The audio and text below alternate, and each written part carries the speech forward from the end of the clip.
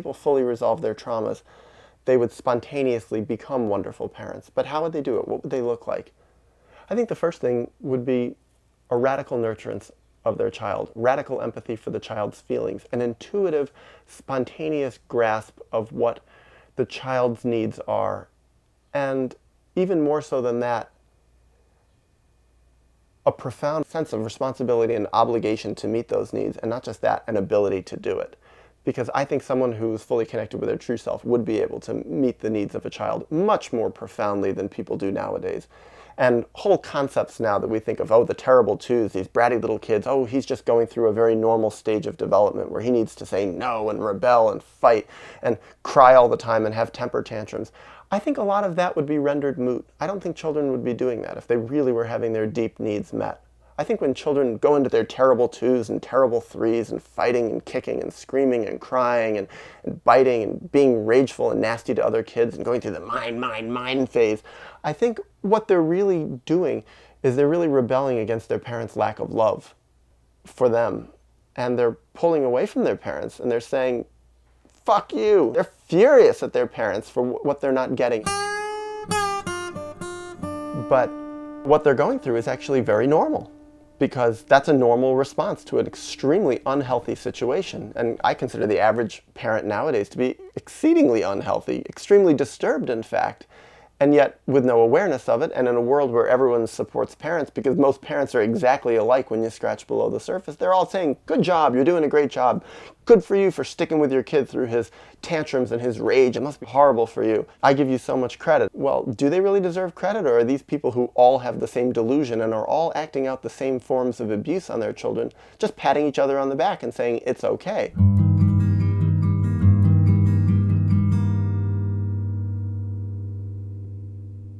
I suppose it would be the equivalent of a society where everybody raped their children and everybody could say, well, that's normal, that's what we do, that's okay. And there are societies where terrible things have happened to children, but because everybody's doing it, it's considered acceptable. Like circumcision in our society, like in other societies, female genital mutilation, or binding girls' feet, meaning those Chinese societies, ancient, or not so ancient, 100 years ago even, or less, where they would bind women's feet, girls' feet, to make them appealing to men. They take their feet and they crush all the bones in them and bend them over and then wrap the feet tight. The feet would rot and stink and they would be broken, and that was total torture of those little girls. But it was considered normal.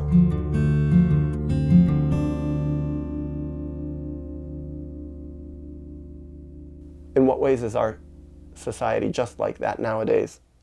I think mostly we just are just like that, but on an emotional level. We take little children's spirits and we crush all the bones in them and break them under and force them to our will. And children are taught to bury their rage, to bury their rebellion, to bury their no, and bury their mine, and bury their terrible twos, and bury their raging threes, and bury their temper tantrums deep within. And that's considered normal development, to learn how to bury your feelings, to split them off. But in a world where parents were fully healthy, fully connected with their true selves, they wouldn't be forcing traumatized children to bury any of their feelings. They would actually love their children more, and they would empathize with the children for their rage, but primarily the children wouldn't even have the rage because they would have nothing to be rebelling against, because they were being loved the way they knew deep down that they deserved to be.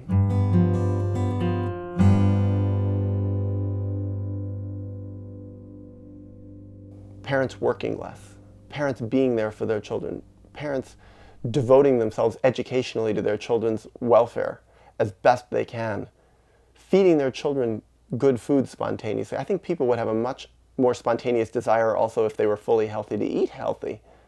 They wouldn't want to eat junk food. They wouldn't want to put garbage into their bodies. People who love their cars don't put water and don't put salt down the gas pipe. They don't put bananas down there. They put good gasoline and high quality gasoline in there. They change the spark plugs regularly.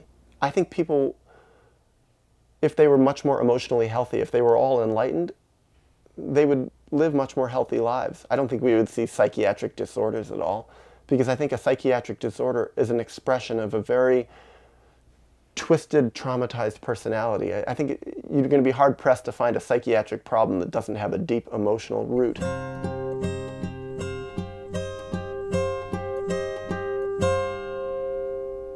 There would be a lot less crime. There wouldn't, I mean, how many crimes really just have an emotional root? People compulsively repeating the horrors done to them through a symbol. Shoplifting, stealing cars, being violent toward other people, sexual abuse of other people, murdering people, using drugs, selling drugs. I mean, these things all have an emotional root. So if people worked out all the emotional roots, they would have no desire to act out crimes.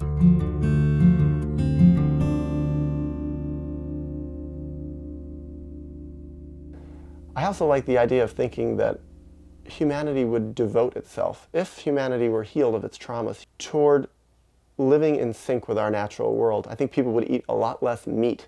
I think people would eat a lot more vegetables. They wouldn't be killing animals so much because it would feel horrible to be killing animals. I think the human population would shrink. I sometimes wonder, what would the human population shrink to if we were really deeply emotionally healthy?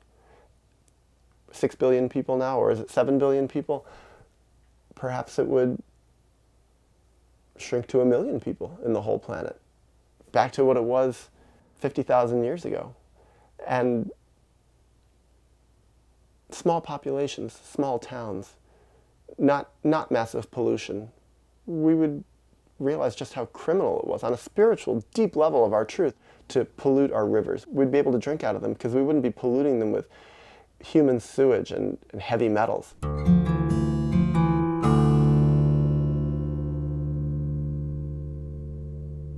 People would be much more kind to each other. They'd be much more empathic to strangers. It would be a much safer world to travel in. People wouldn't have to worry about getting mugged and getting ripped off by everyone. I think people would spontaneously become much more educated and intelligent, because I think there would be much more openness. All the people that are stunted intellectually and educationally because of their traumas, that wouldn't exist. People would be much more open to learn. They'd be much more spontaneously curious. What about all these children nowadays who have their curiosity just squelched by traumatizing parents? Those children, their potential could really flower and manifest.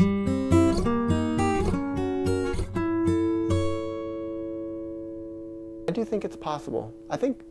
I really do think it's possible. Now, what could create that? That's the other thing. What could create this world? We may be up for some massive starvations at some point. And I think that sometimes a huge wake-up call, as horrible and tragic as it can be, can also help people and help humanity grow. Help some people just have a burst of realizing that we've been doing things terribly wrong. So, not that I hope for a mass starvation or a mass horrible incident, but it seems like we're going in that direction. Certainly humanity cannot keep going in the direction that it's going. It's not a sustainable direction. 10 billion people, 15 billion people, when is it going to end? When will people wake up? When will people begin spontaneously making sacrifices? Sometimes the world starts making our sacrifices for us. That may be what we need, but I certainly don't want to see humanity go extinct. On the other hand, I'm hoping that people wake up.